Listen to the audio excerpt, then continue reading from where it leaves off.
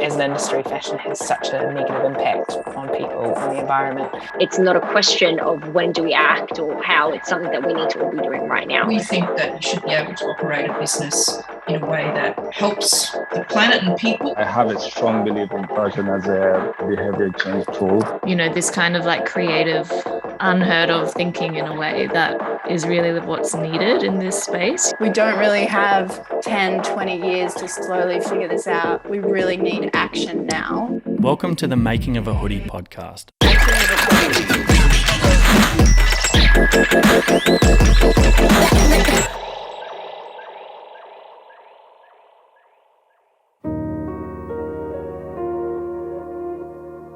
Waste in fashion is on a massive scale. Thousands of tons of rubbish polluting someone else's country. Almost 13 million tons of clothing and textile waste end up in landfills every year in just the United States alone. We've completely devalued what clothing is. Clothing is now disposable. It can be upwards of 150 billion garments are produced annually. Billion. The streets here are littered with the remnants of our fast fashion choices. It's on their land and it's in their sea. And as the textiles industry uses more and more water, an increasing number of people don't have access to supplies. Clothing should be expensive. It should be. You know, the reason that it's not is because people are being taken advantage of in other countries. We don't want the rubbish our throwaway culture leaves behind, but nor does Africa.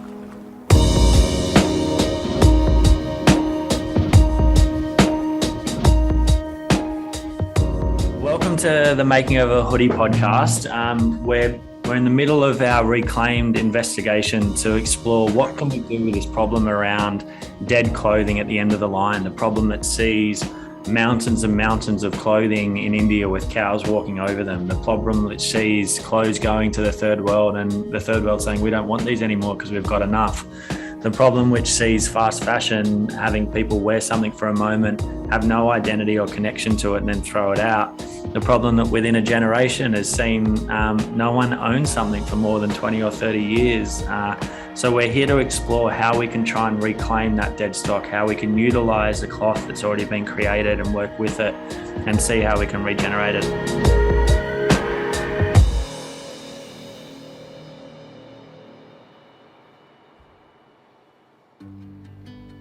My name is Celeste Tesoriero, and I have a sustainability consultancy called Sonsai Studios.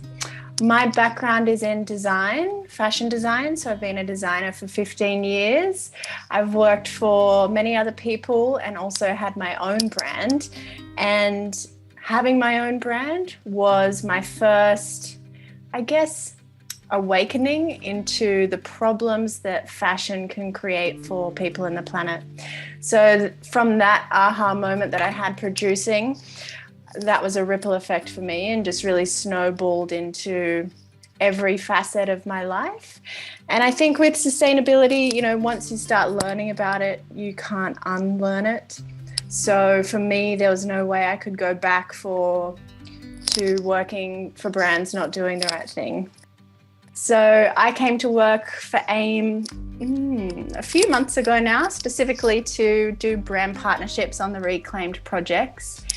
Hearing about this project really ignited my excitement from the bat because it's solving a few challenges all at once. So the dead stock problem for fashion brands, also raising money for kids to be educated and closing the gap for marginalised kids. This launch of ReclAIMEd is really exciting because to really make this project have a massive impact, we need to be able to work with the biggest brands in the world and the smallest brands in the world. I'm Athena, the Sustainability and Projects Manager at MJ Bale. The ReclAIMEd project is something that jumped out at me, but it's also something that jumped out at the business a few years ago when you were in your earlier stages, back in 2020, which we did the vintage student collaborated with Indigenous artists to kind of revive some of our old suit jackets and turn them into, I guess, walking pieces of art, really, and it was beautiful. And so when we saw the call out for brands again for ReclAIMEd, we were very interested and keen to jump back on board, especially because looking at the key phrases in the project is reimagining dead stock. And especially moving forward in the fashion industry, and a huge part of our sustainability focus is looking at textile waste, which is such a huge component in the fashion industry. And it's what I think definitely can be called a wicked problem. I don't think there is a silver bullet or a clear solution that's available that we can all just tap into right now. But it's something that we do need to start peeling the layers back of what the problem is, where does it stem from, what's the situation. And as you said, sharing, not having secrets, and rather learning and sharing what we learn and what the other brands can learn on this journey all together, so that we can hopefully come up with finally a few solutions to what is currently a wicked problem. I'm the founder of Bondi Born, which is an Australian luxury swimwear and resort wear brand. So we only use sustainable fabrics. We make very small runs here in Australia so that we don't have a lot of dead stock or dead fabrics. But it's unavoidable to a certain extent in any brand. We have a no waste policy, though. We keep selling our whatever sales stock we have left, and then then we donate it. We donated thousands of units to the flood victims in northern New South Wales recently. So there's always somewhere that you can, send your beautiful clothes that haven't sold.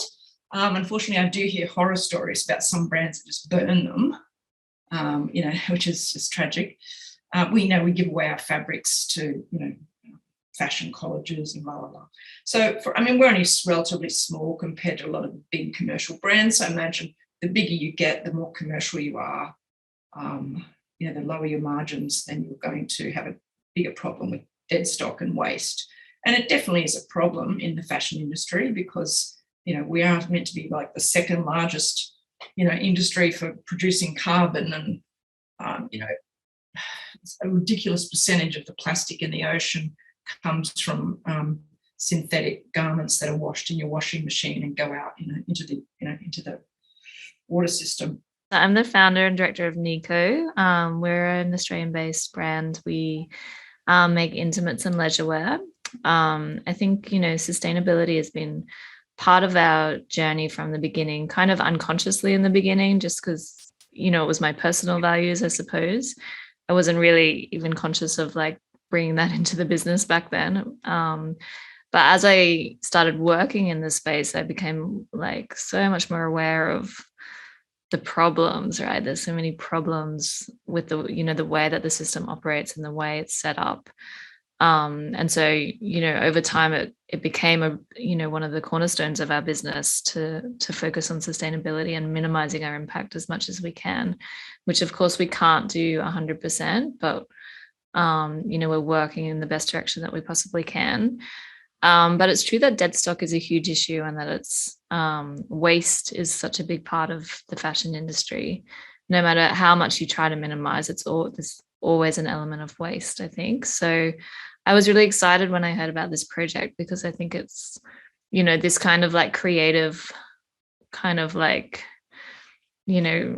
unheard of thinking in a way that is really what's needed in this space. The tried and tested ways of doing things aren't coping with the demand of the fashion industry right now. So we really do need new creative ways of thinking about it and trying to solve those issues. So I was really stoked, because I think it's a really clever way to deal with it.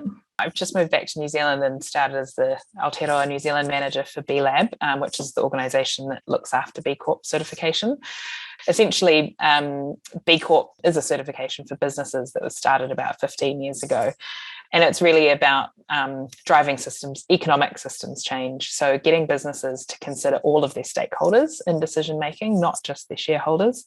And therefore, considering the environment, the people that work for the company, the communities within which they operate. All of that goes into decision-making processes, not just thinking, is this decision going to make the most money for my shareholders? So we're one of the very few Australian fashion brands and luxury brands in general that are B.Corp certified. And B.Corp certified, is there something I love about it, is that the premise of it is that they believe business can be a force for good, which matches a little bit with your lovely saying about fashion good. So yeah, we think that you should be able to operate a business in a way that, helps the planet and people, and brings joy to the people that wear the clothing, etc., but doesn't harm and isn't negative. Even though ReclAIMEd is just one idea of this utilising everything, if we think about how much we have to learn from Indigenous culture, I'd love it to definitely connect to that, acknowledging that idea is really old and waste has been invented. Waste used to never exist because, we used to use everything that we had. B-Lab aren't the first ones to think about, intergenerational and interdependent approaches to business. Those are foundational Indigenous practices, and how we can align with that and ensure that our work supports those communities to thrive is really important. Indigenous and First Nations custodians of lands across the globe were the first original protectors, carers of this planet, and they did it so perfectly. And it's really us having brought in our values and what we thought was the right way of doing things that has made Mother Earth in pain. And if we're talking about that timeline, based on the UN, that timeline's 2030.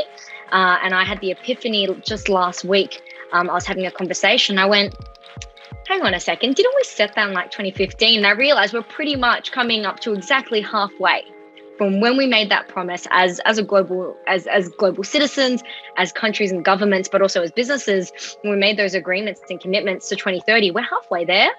And it's scary to think that I don't think we're at the halfway point on achieving any of those goals, which is terrifying. But also I think it adds to the point of urgency. And I was speaking about how with sustainability, businesses can view it as risk or as opportunity when you talk about it from a business sense. But at the end of the day, what it really is a matter of urgency. It's not a question of when do we act or how. It's something that we need to all be doing right now and working out what it is that we can do to do and be better. The Industrial Revolution, we thought it was just this amazing thing that we could do everything faster and quicker and squeeze more stuff into a day. But definitely now people are starting to realise the negative impacts of that. And consumers are, once they've learned the realities of how something like that is made, back in the day that it is how people had clothing made. They maybe got a dress or something made once or twice a year and it would cost them a lot of money. But now the ratio of, the value of that dress has diminished so much. I got to sit on British Fashion Council's Positive Fashion Committee, and it was roundtable discussions that were very loose. We would just sit down in a room and have a couple of things on the agenda. Fashion's usually a really cagey industry and people hold their things really close to their hearts. These rooms were open discussion, and it was these massive companies sitting down and going, okay, we're all facing the same problems, packaging, for example, or dead stock, for example. Rather than us all trying to solve them separately, can we pool resources and figure this out together? Because I think there's an urgency with climate change, and there's an urgency to get this done now. We don't really have 10, 20 years to slowly figure this out. We really need action now. That really inspired me about the power of partnership. And so now I really advocate for everything that I do to be partnership-based, because we are so much better together than as individuals.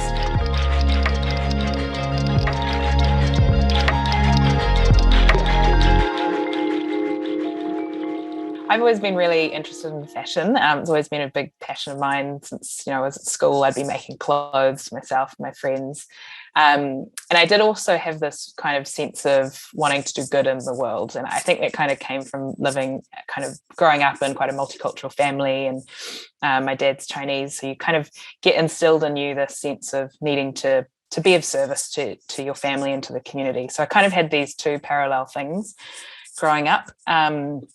That kind of came to fruition, I guess, when I moved to London about 8 years ago and sought out work in the fashion industry. And I wanted to be doing something that crossed those two worlds together, and I didn't even really know it existed until I came across the Ethical Fashion Group.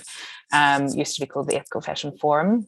So this was an industry organization that was doing exactly that, just trying to drive change in the fashion industry and help people to tell positive stories and to have a positive impact on people and the planet through clothing. So my eyes were really opened up to that, and I spent an amazing 5 years working with them. I think I always thought that I might start up a fashion brand, but when I came across this organization, I realized that there were just so many challenges for the industry to solve that, we were having, as an industry, fashion has such a negative impact on people and the environment, that I couldn't help but, I had to kind of go down that path and try and help as many businesses as possible to change the way that they operate.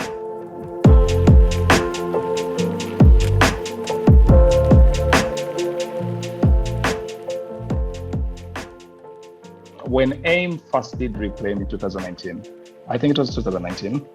Yeah, I was part of the ReclAIMEd photo shoot at the dump site in Sydney, and getting to understand how this all works, getting these clothes, rebranding them and putting them on sale. And something happened to I started thinking, I was like, oh shit. Back home, when clothes get old, we dump them or burn them. And then I started thinking of the waste contribution of textile and fashion. And so I really got interested in the power of fashion and textile, and what fashion itself could be able to communicate, the influence it had on behavior change and style of how people live their lives. And it made a lot of sense. A certain idea was born in me, how to do circular fashion back home. And there's this crazy idea I got of okay, instead of burning clothes, we can shred them back to cotton and make new clothes out of them. And it's a brand I'm building back home as a side hustle apart from my job at AIM. But that's where the dream was born during the ReclAIMEd photo shoot. And I have a strong belief in the ReclAIMEd idea, because I have a strong belief in fashion as a communication tool and a behavior change tool. Sustainability is the next innovation space, but people don't always want to fully realize that. I think because the focus is typically on automation and tech, we're not realizing that also goes really hand in hand with some sustainability conversations. But also there's been so many businesses that chose to, I love when you said just then, investing in tomorrow, the markets of tomorrow, because so many people focus on what's going on now, or they're too scared to move at the risk of not knowing what tomorrow is. So in the fabric space, in the fashion industry, there's amazing innovation happening there. Making leather out of mushrooms and apples, and just this whole kind of bio-made fabrics, incredible innovation, and how people can kind of spend 10 years locked up developing this stuff is amazing and beyond me. We're in a climate in the business world where we don't really, there's a less clarity than we've ever had before on what the future looks like, what market space looks like, what customers will want in 5 to 10 to 20 years time. But what we do know is businesses that haven't made it even to now are the ones that kept in their ways. They're the ones that were too scared to take the steps. They weren't taking the leaps, or they weren't making the relevant changes that society, cultures, and ultimately consumers wanted. And we all know, we've all read all the statistics that customers around the world, no matter what industry you're in, want more sustainable products and want them to hail from sustainable brands. Actually, I don't even think sustainable products is even enough anymore. I think they want to know that their brands are sustainable, they're ethical, they're transparent. You have to make decisions the whole way along. Be what sort of packaging do you use? Where do you get the fabrics from? You can buy fabrics that are certified eco and some that aren't. You can go buy fabrics that are synthetic and aren't. So you just have to make these decisions constantly. So I didn't set out to be, the sustainable brand. I guess when I started doing this 7 years ago, people weren't really talking about sustainability. I just did it because every decision made, I felt, was the best decision in terms of producing a quality garment and producing a garment that was, it ticked all the good boxes. I just read, I think the other day, that only 1% of our clothing is getting remade into new clothing. it's getting downgraded into things like insulation, for example. So then, not to get too technical, but there's these solutions in the sphere at the moment for fashion, like creating fashion from plastic bottles. And it's like, hang on, stop a second. By using plastic bottles for fashion, you're taking them out of a circular system into a linear one. And that blew my mind, because plastic bottles will get recycled better if they stay plastic bottles rather than fabric. I don't know if you've seen The True Cost in the sustainable fashion world. It's kind of a documentary that lots of people watch, and I think the penny drops for a lot of people seeing that, because it taps into our humanity, and we realize that it's not just a t-shirt that we're wearing. That's something that somebody has probably been massively underpaid for, is slaved away, worked 22 hours a day to make thousands of those t-shirts in a pretty meaningless, boring job in a hot factory that doesn't meet health and safety regulations. When you kind of see all of that, you can't unsee it, and that does help the penny drop for a lot of people, definitely. A lot of the conversations is really highlighting the issue at hand at first, and typically there's a lot of overwhelm, and then it gets followed by confusion. What can I do? And especially when we start talking across departments, some departments can see the direct link that they can have to sustainability and helping the business move forward. And then there's other departments that get confused and go, I don't think I have a role to play in this space. My department doesn't clearly link. I'm just trying to hopefully get them over that barrier, move them into a phase of understanding that it really is a group effort. It's going to be all of us coming together, and it's shifting the needle in all the little ways to hopefully shift the big needle entirely. Internally, the key conversation, particularly that this ReclAIMEd project has really prompted for us, is really starting to investigate various parts of when we start looking into the term dead stock. And it's, what do we deem as dead stock? What happens to it at the moment with the business? Is there a more innovative way, which is definitely the reimagined part, which is what we've clamped onto, is there a better way, a more innovative way for us to really think about what we can do with this dead stock? Common for businesses that either stocks up at a warehouse or end up at a warehouse sale, or you try to push it out in outlets and it's ridiculously low price, and you're like, why are you even bothering to sell something for so low cost? There is like a negative margin at that point. This is not good business. Even if you think, putting sustainability aside, it's not good business. And so I love this question, because it's challenging businesses to think of a sustainable solution to an unsustainable problem, whilst also in reality, I think a lot of the time when people talk about sustainability, the discourse is shifting, but there's this assumption that it's a cost on the business. It is difficult for business. Yes, we have to make changes, but is it really going to help us? People don't realize, not all businesses have fully come to terms, or all leaders have come to terms with that. Making sustainable choices is often actually good for business. It's good for commercial, and as well as being good for environment and for people as well. We'd be meeting with big, high street fashion brands or luxury brands. And I think often you start with the argument around consumers, because that's the language they speak. And you kind of try to scare them into it by saying, customers are wanting to buy more sustainable products and you're going to lose your customer share. I think that's one way you try and kind of get that conversation across. It doesn't always work, because at the same time, you have the boohoos of the world that are still selling dresses for $1 and making huge amounts of profit. So in reality, that customer argument doesn't always play out. In recent years, I think the increase in regulation and government stepping in to change the way that businesses need to operate is making a huge impact. And the rising kind of the kind of young people that are coming through businesses now and having decision-making power is actually changing the way that these businesses are operating. And, it's almost getting to board level, and they're making it imperative. There's brands who have amazing clothing that is really expensive and really beautiful, and they are coming up to the challenge that they can't do anything with it or give it away because of it being their IP, for example. And so just having these conversations with the brands is making them think about what they're saying to me. They're saying these things like, I had a brand say to me, we don't have any dead stock.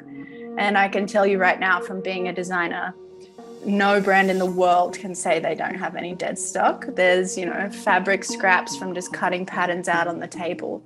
Everyone has waste, but just having these conversations with, multiple brands over the next year is planting that seed for them.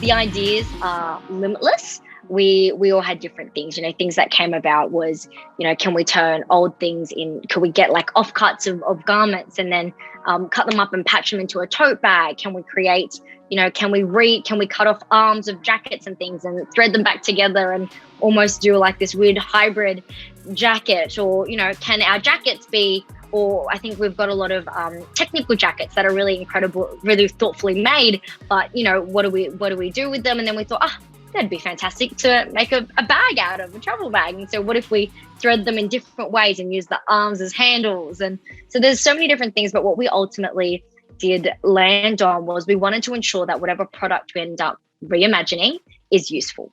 We wanted to make sure that it's not just, a pocket square that was a shirt cut up. I mean, great. It's not a bad idea, but we really did want whatever we end up coming up with to be thoughtful and to be useful and to be something that AIM and MJ Bale can be proud of reimagining rather than just a quick fix. And so we haven't landed on an idea yet.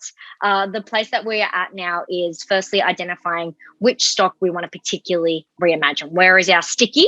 Where's our sticky point? Where is something that we want to do better with, and then hopefully in the next few weeks we'll all agree on an idea. But it's an exciting challenge to set for ourselves, and we're really looking forward to see where we end up. Hopefully in a month's time we'll have an agreed understanding on what our reimagined product will be. We've decided to make a dress. So we're looking at what are the most popular dress designs, and then what are the fabrics and the colours, and if we're going to put it on our site at the same time as our other colours, it needs to sort of stand out and be different, because we make everything in Australia, like literally within a few blocks of our warehouse in Marrickville.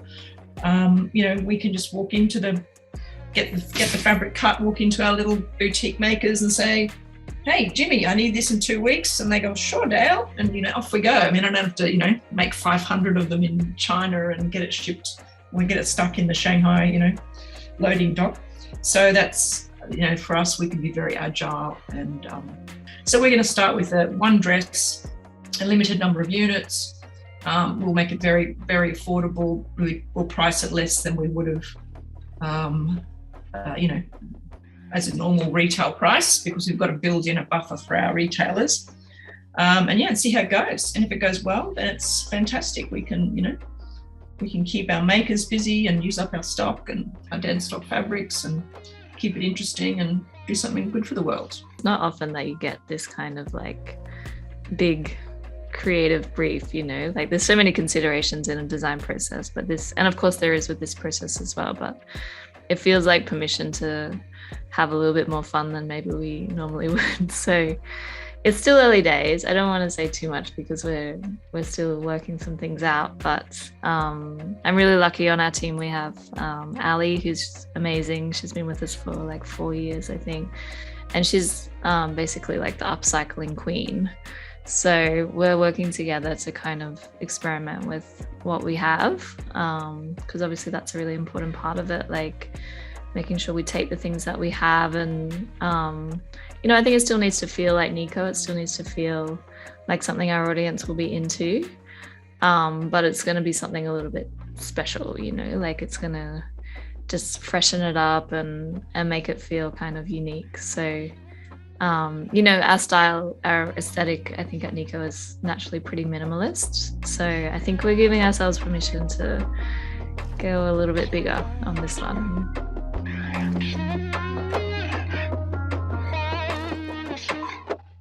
It's a real opportunity for anyone listening to think about how they buy clothes, and on a wider scale.